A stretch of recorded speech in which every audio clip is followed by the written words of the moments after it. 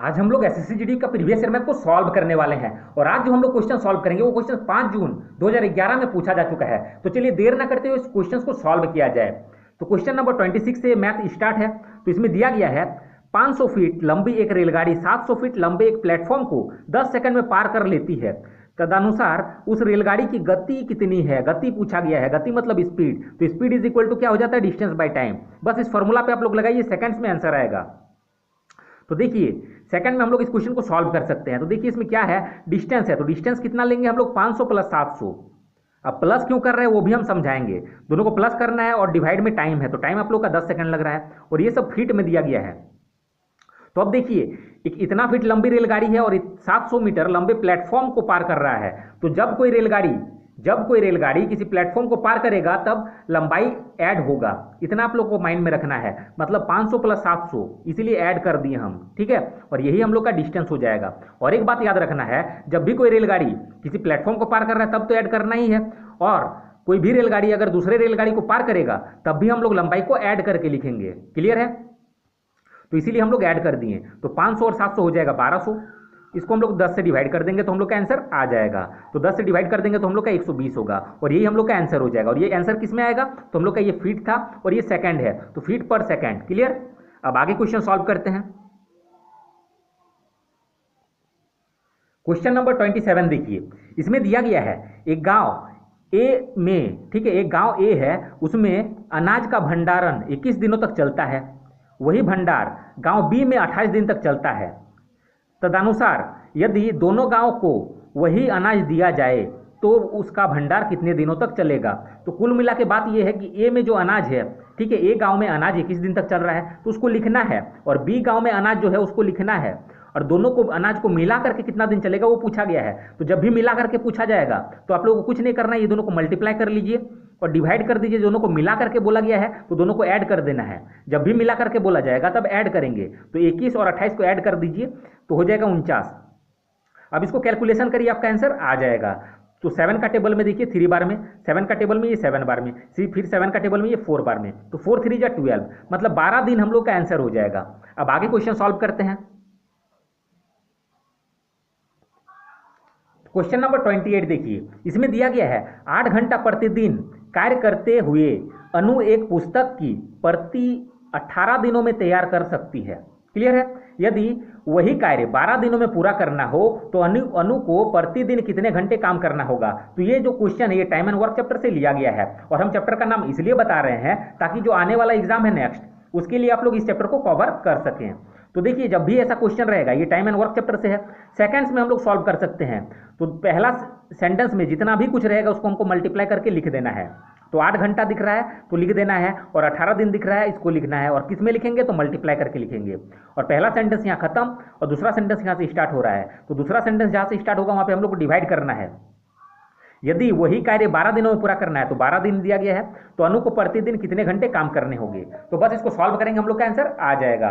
तो देखिए 6 का टेबल में ये 2 बार में, 6 का टेबल में ये 3 बार में, फिर 2 का टेबल में ये 4 बार में, तो 4 3 जा 12, मतलब 12 दिन ये हम लोग का आंसर हो जाएगा। क्लियर है। ये 12 घंटे होगा, सॉरी यहाँ पे कितने घंटे बोला गया है तो घंटा में हम लोग का आंसर होगा, मतलब 12 घंटा हम लोग का आंसर हो जाएगा। अब आगे क्वेश्चन सॉल्व करते हैं।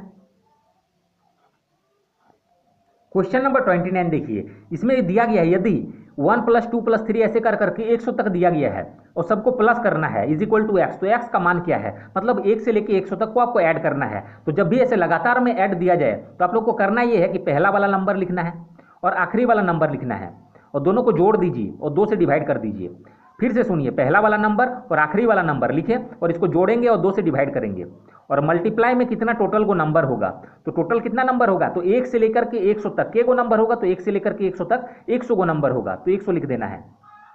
अब इसको सॉल्व करेंगे तो हम लोग का आंसर आ जाएगा। तो 100 और 1 कितना हो जाएगा, 101 बटे में 2 और गुना में 100। तो 2 का टेबल में ये 50 बार में, अब 50 × 101 करेंगे तो हम लोग का हो जाएगा 5050 और यही हम लोग का आंसर हो जाएगा। अब आगे क्वेश्चन सॉल्व करते हैं। क्वेश्चन नंबर 30 देखिए। बहुत ही सिंपल सा क्वेश्चन है, हम लोग देख के आंसर निकाल सकते हैं। तो √64 का आप लोग को पता ही है 8 हो जाएगा, माइनस है तो माइनस लिखिए, और √36 का 6 हो जाएगा, इसे इसको माइनस कर दीजिए तो 2 हो जाएगा और यही हम लोग का आंसर हो जाएगा। क्लियर है। अब आगे क्वेश्चन सॉल्व करते हैं।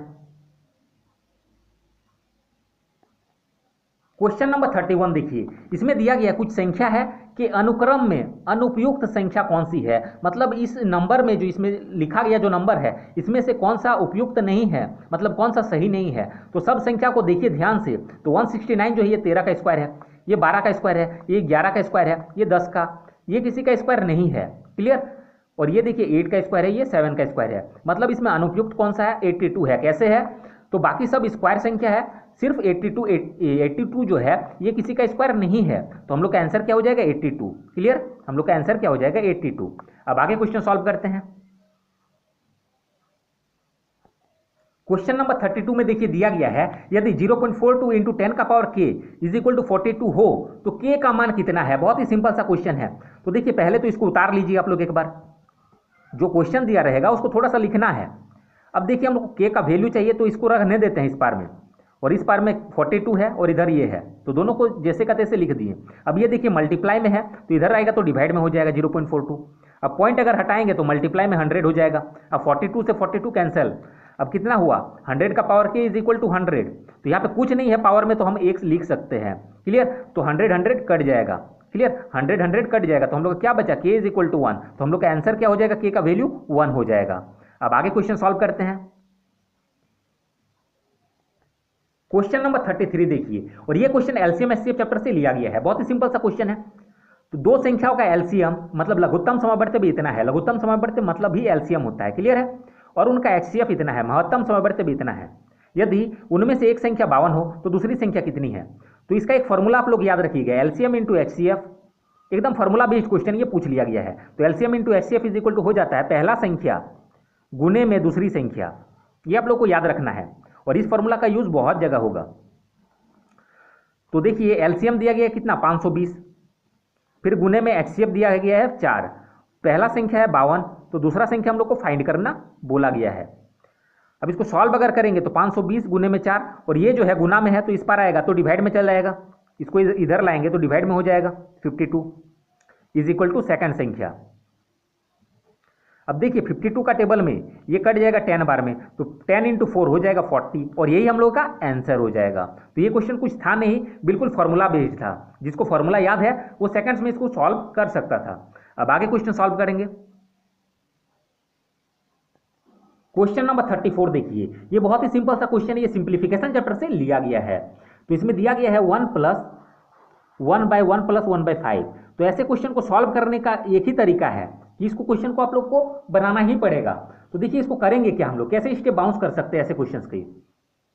तो सबसे पहले ऐसा जब क्वेश्चन रहेगा हम लोग नीचे से सॉल्व करेंगे, एकदम नीचे की ओर से, मतलब यहां से हम लोग सॉल्व करना स्टार्ट करेंगे। तो 1 है, 1 लिख देंगे, प्लस 1 बाय, इसको सॉल्व करिए तो 5 1 जा 5, ठीक है, इस चीज को मल्टीप्लाई करिए, और इधर ऐड है तो ऐड कर देना है 1, माइनस रहता है तो माइनस कर देते हैं।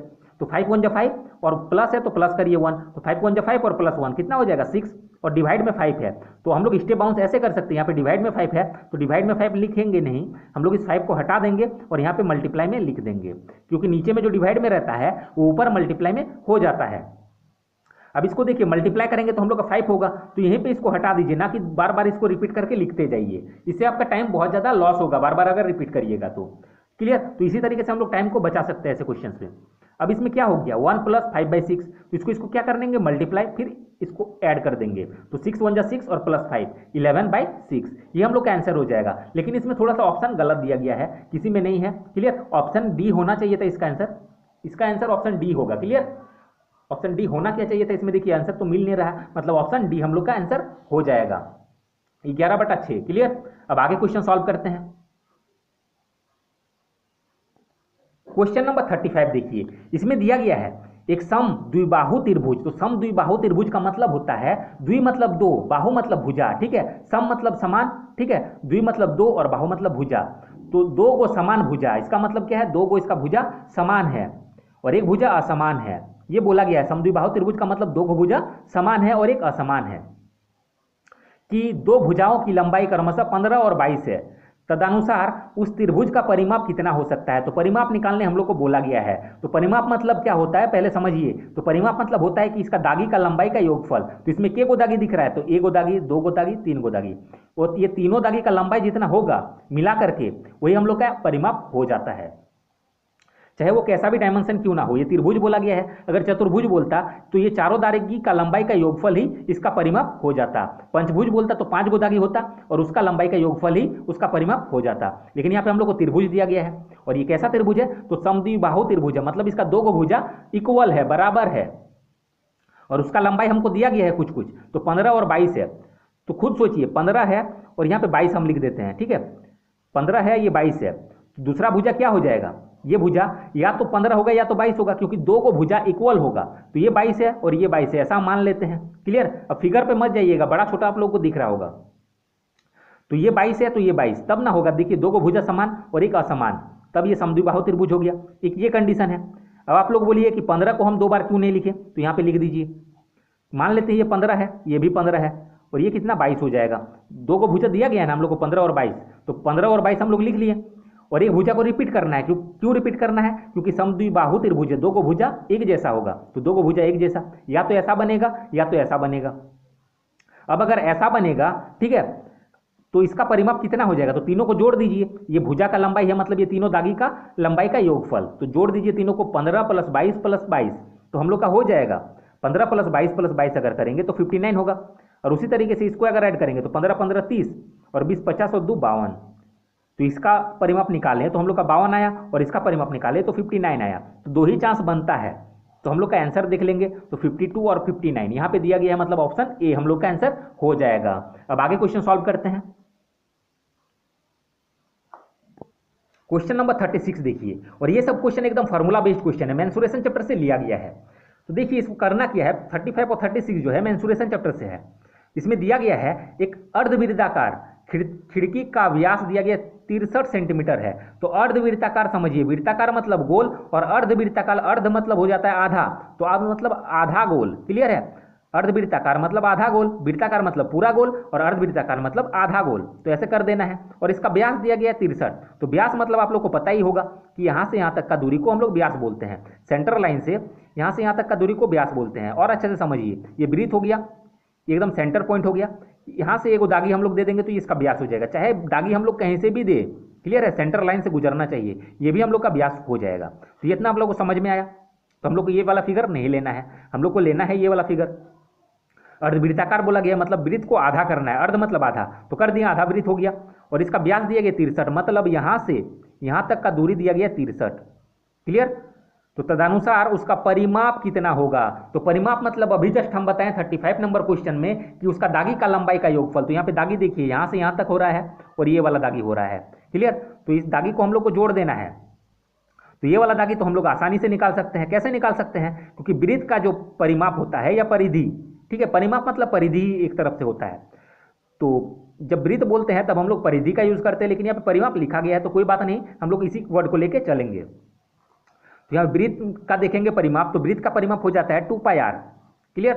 लेकिन अर्धवृत्त का परिमाप देखेंगे तो ये πr जो है हट जाएगा, πr जो है हट जाएगा, तो कितना हो जाएगा, अर्धवृत्त अगर करेंगे तो इसको 2 से डिवाइड कर देना है।